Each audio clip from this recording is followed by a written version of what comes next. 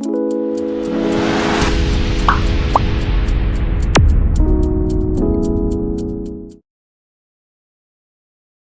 Killed Ellie Bright? Written by S. Thomas Thompson. Narrated by Christian Neal.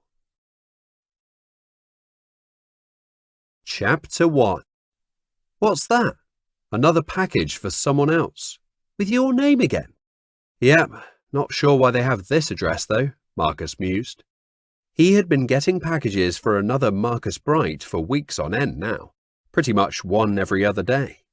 The first few he left unopened, expecting someone from the delivery company to come back and reclaim it. He even chased them up a few times. But after weeks and now a pile of around 20 packages, he started opening some to see what was inside. Whoever this other Marcus Bright is, they sure like some strange stuff, he thought to himself. This latest package was for a pair of slippers with a light in the front, activated by pressure. The marketing bump that went with it explained that it helped you visit the bathroom in the night without having to put the lights on and waking up the rest of the house. Marcus sighed at the inventiveness and/or stupidity of the new products brought out at that time of year. Christmas was coming. The sheer number of gifts that ended up in landfill gave Marcus a headache when he considered it. He put so much time and effort into picking the perfect gift for each and every person in his life. Even his Aunt Gladys, who everyone else found impossible to buy for.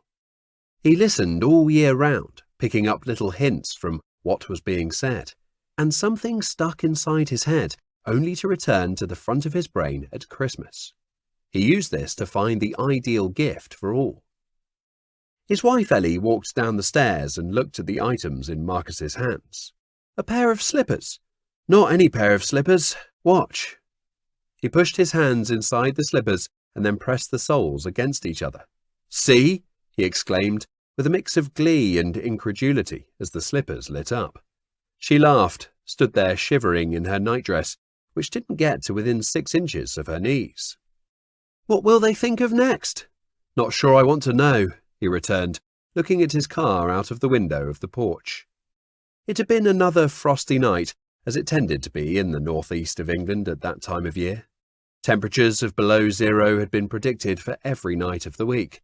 For Marcus, that meant scraping the ice off his windscreen every morning of the week to head out for work. And it was only Tuesday.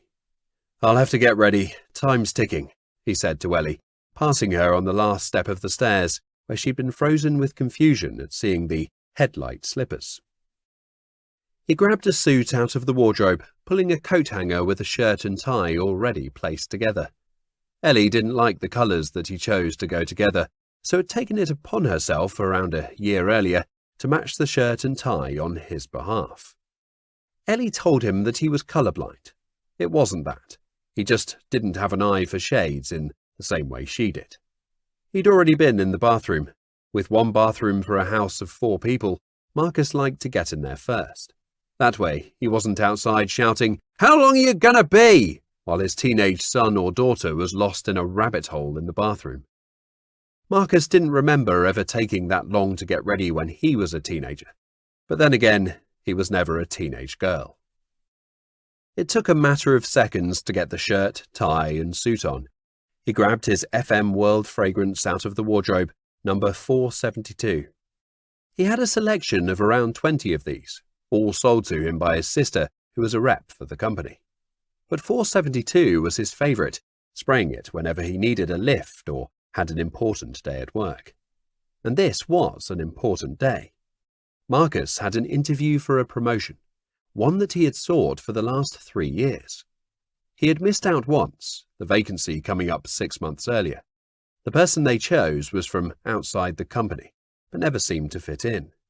Their values weren't anywhere near the same as the financial services company Marcus had been with since he left school. And they didn't last long at all, 4 months to be precise. As they were about to be pushed, they jumped. A tip-off from someone higher up, someone who had recommended them to the company in the first place. That was followed by a month where the company mulled over discarding with the position of senior planner. In the past, the role was mainly honorary, without much in the way of extra responsibility. But it was a reward for the hardest working and most successful advisor in the firm. And those two things always went hand in hand. The one who worked the hardest was the one with the results. And so, the company decided to reopen the vacancy, this time giving it more substance. If successful, Marcus was expected to lead training exercises designed to increase the sales of all in the team in addition to being the standard bearer for the company. He would represent them at industry events, meaning nights away from home. Maybe he could use the headlight slippers when he stayed at hotels, he wondered. Marcus always struggled to sleep when not at home in his own bed. Putting the light on made this even worse. It took his eyes an age to stop being stimulated after seeing bright light at night. He headed off in his car, shouting goodbye to everyone and no one at the same time. Muffled replies came from the kids' bedrooms. Ellie made her way to the front door to see him off. "Good luck today, my handsome man." "Thank you, but I hope it's not down to luck. I've never really had much of that in my life." "You'll be more than fine. You have the stats on your side. And there's your background in training. I can't see how they could possibly choose anyone else." "Thanks, I needed that," Marcus replied as he kissed his wife and then walked away to the car. As he reached the end of the drive, a UPS van pulled up. "Parcel for Marcus Bright, is that you?" "Can you leave it with my wife there? I'll deal with it when I get home," Marcus said, looking over his shoulder at the front door, which was still open. "Another one?" Ellie spoke as the UPS man put the parcel on the floor by her feet, looking at her long, exposed legs as he stood back up again. Ellie blushed at the attention, forgetting that she was stood there with one thin layer of clothing on, nothing from the thighs down. "Your husband asked me to give this to you," the UPS man explained, as he reciprocated her blushes, seeing that he had been caught looking. "Can you sign here?" "Sure thing," Ellie responded, hoping to get this over and done with quickly, so she could hide her embarrassment behind the safety of a closed front door. She watched Marcus finish clearing the ice from the car and waved as he pulled out of the street. The UPS man was sat in his van watching the scene, partly because he was entranced with Ellie's figure, but mainly because he couldn't leave the cul-de-sac until Marcus had pulled his BMW 3 Series out of the way. Ellie watched the van pull away before closing the door, wondering why the man had paid so much attention to her. She didn't consider herself to be naturally beautiful. The stares she drew from this man were something she had only really experienced before from Marcus and maybe one of her previous boyfriends. Most men looked straight through her, even when she wore as little as she did that morning. The van pulled away and the unease pulled away with it. Ellie closed the door, dropping to the floor in a fetal position as she did.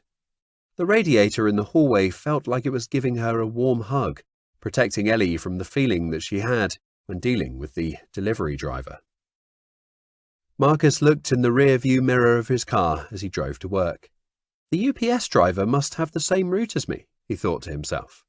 Every time he turned a corner, the delivery driver that had dropped another parcel to his door took the same turn.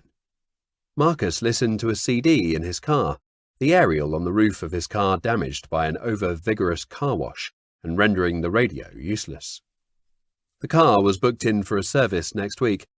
He'd asked them to look at the aerial at the same time.